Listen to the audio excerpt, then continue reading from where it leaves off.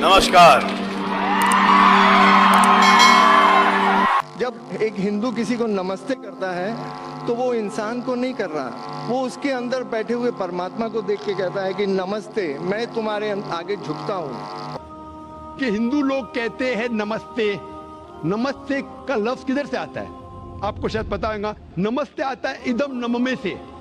इदम नममे मतलब मैं आपके सामने झुकता हूं, मैं आपकी इबादत करता हूं, बराबर। इदम नममे आप कहना चाहते मैं आपके अंदर ईश्वर की इबादत करता हूं। मिसाल के तौर पे वो आदमी चोर है, वो गलत काम कर रहा है, बलात्कार कर रहा है, आप उसको ईश्वर बोलेंगे? आप ईश्वर को इतना घटिया समझ गए? वो बलात्कार करने वाले इंसान को बोलते आप ईश्वर है। इससे भाईचारगी बढ़ेगी नहीं घटेगी। वो बलात्कार करने वाले को, वो चोर को, वो डाकू को मैं ईश्वर मान रहा हूं, उसके सामने झुक रहा हूं। अल्लाह को क्यों गाली दे रहे? ईश्वर को क्यों गाली दे रहे? खुदा को क्यों गाली दे रहे? इस्लाम में, इस्लाम की भी आपने मिसाल दी, इस्लाम में हम कहते अस्सलामु अलैकुम। अल्लाह ताला से फरमाते इस इंसान पे सलामती दे। चाहे वो अच्छा इंसान है तो भी सलामती देने की बात अच्छी है, चाहे वो चोर या डाकू हो। मैं बोलूंगा अस्सलामु अलैकुम। मैं कह रहा हूं या अल्लाह, या रब, या खुदा, या ईश्वर, या भगवान, इस डाकू पे रहमत फरमा। कुछ बुरी बात है ना? मैं अल्लाह को गाली दे रहा हूं, उसके लिए दुआ दे रहा हूं कि तू गलत काम छोड़ और सही रास्ते पे आ। अगर मैं उसको खुदा मानूंगा तो खुश हो जाएगा, वो और चोरी करेगा, वो और बलात्कार करेगा। कोई भी धर्म में ही नहीं सिखाता। ये धर्म के मानने वाले अपनी खुद की इजाज करते हैं, इसे कहते हैं इनोवेशन, बिदात। जिस तरीके से खुदा ने सिखाया है कि उसकी इबादत करें, उसी तरीके से हमें करना चाहिए। तब्दीली लाएंगे, हम समझ रहे हैं कि भाईचारा बढ़ेगा, भाईचारा नहीं बढ़ेगा, भाईचारा घटेगा। आपने मुझे शुरुआत में नमस्ते कहा।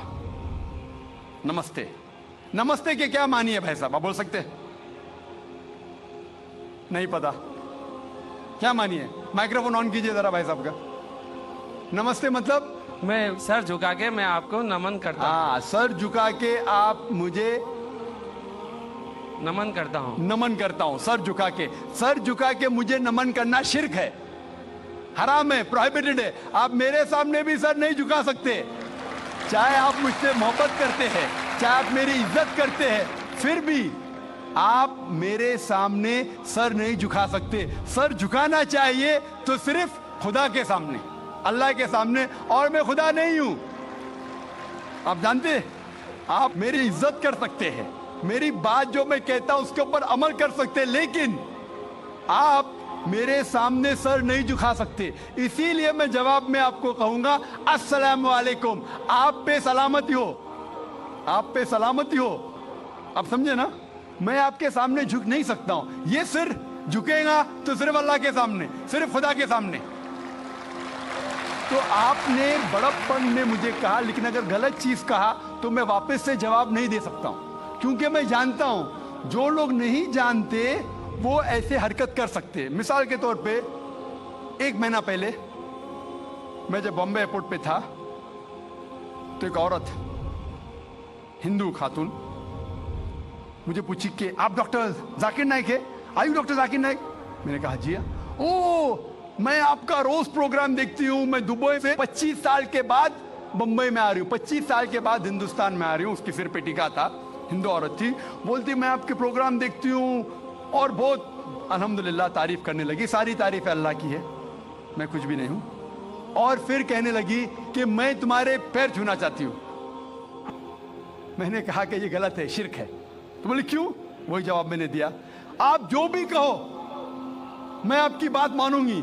तो मैंने कहा आप कुरान मजीद पढ़िए, कुरान मजीद पढ़िए और इसके ऊपर अमल कीजिए। और मैंने तकरीर दी है